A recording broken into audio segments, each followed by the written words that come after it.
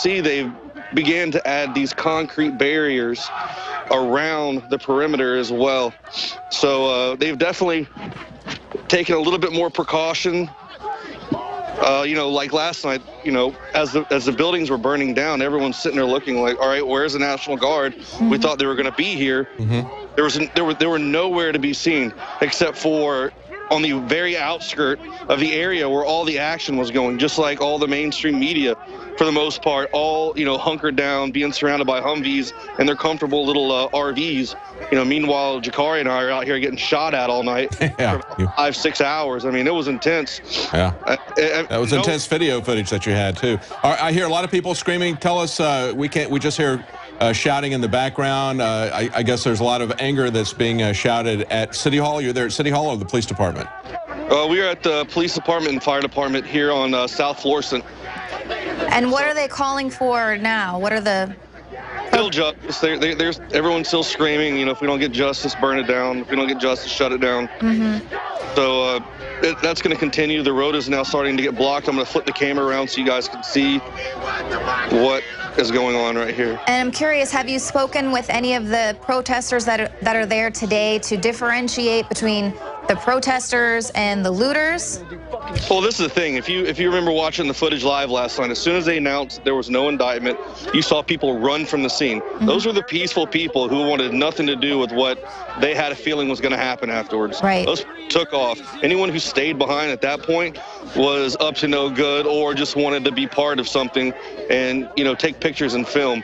You know, now we have the people rushing up here to the barricade, screaming, saying they want Darren Wilson.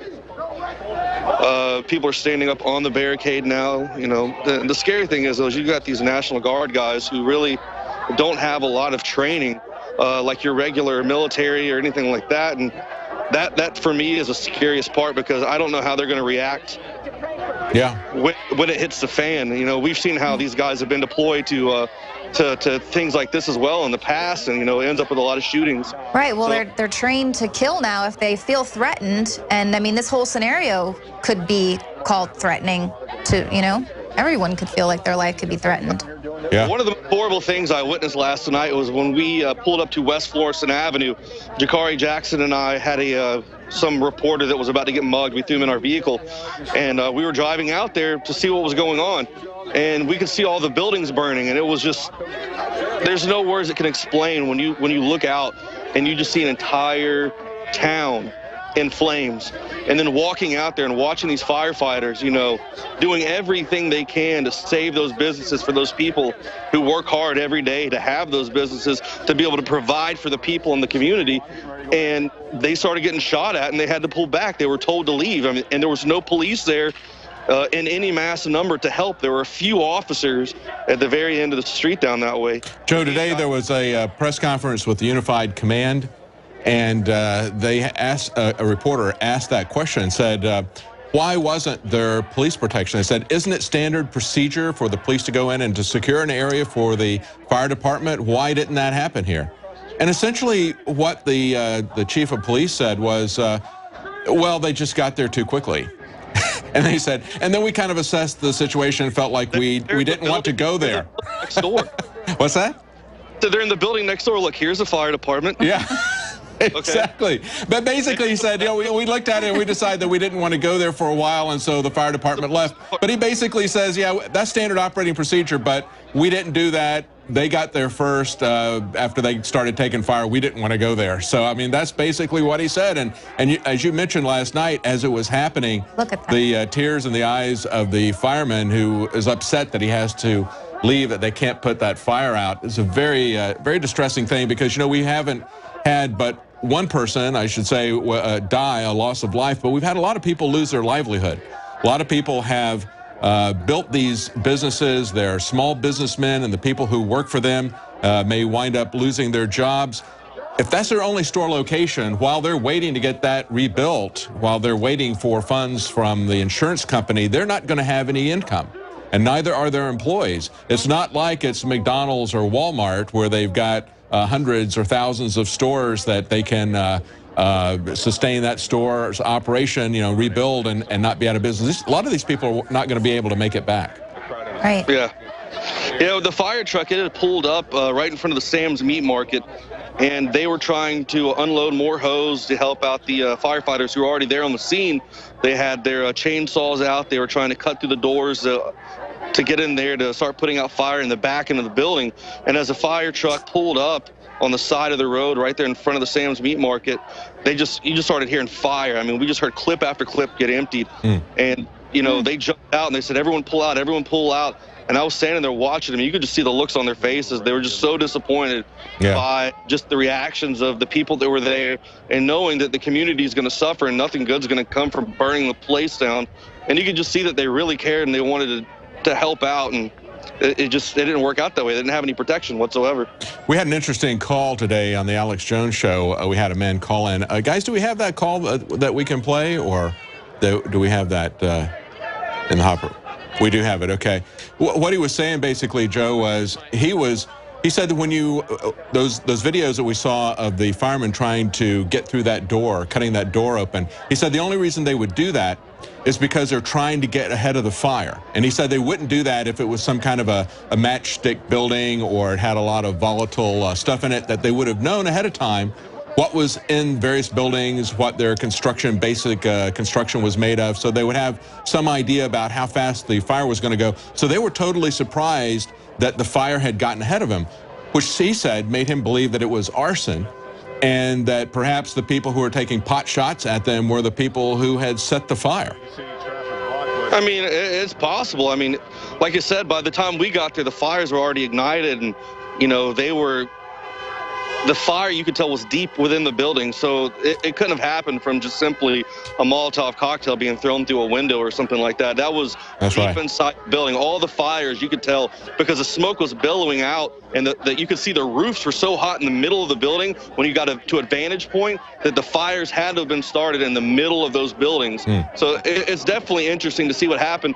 You know, last night as we were leaving after we finally cut the feed loose, the transformers at the building beside the McDonald's just started exploding.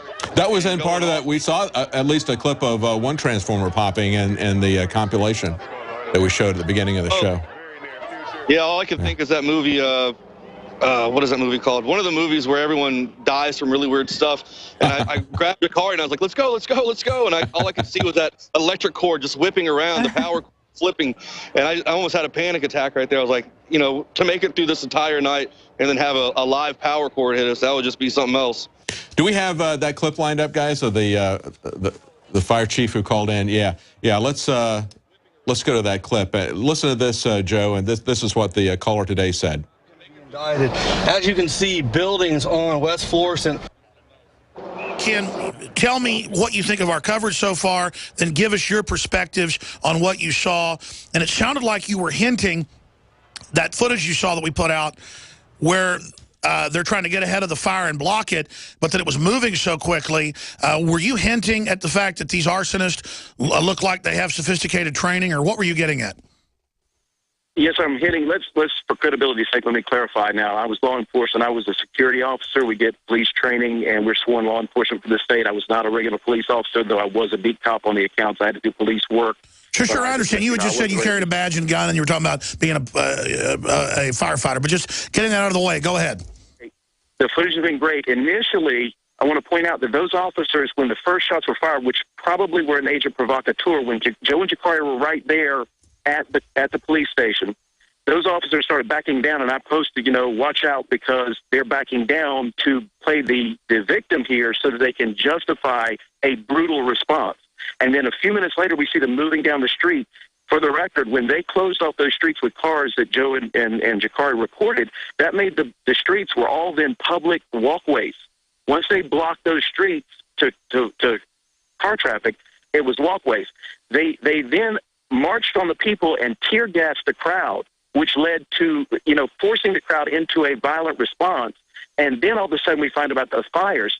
And that's the problem. A building that large down the street, that far away, it takes time to burn a building like that. Like the nail place has highly flammable chemicals in it. It could burn, but even that place, it takes a few minutes to get the fire going to a point that it roars like that.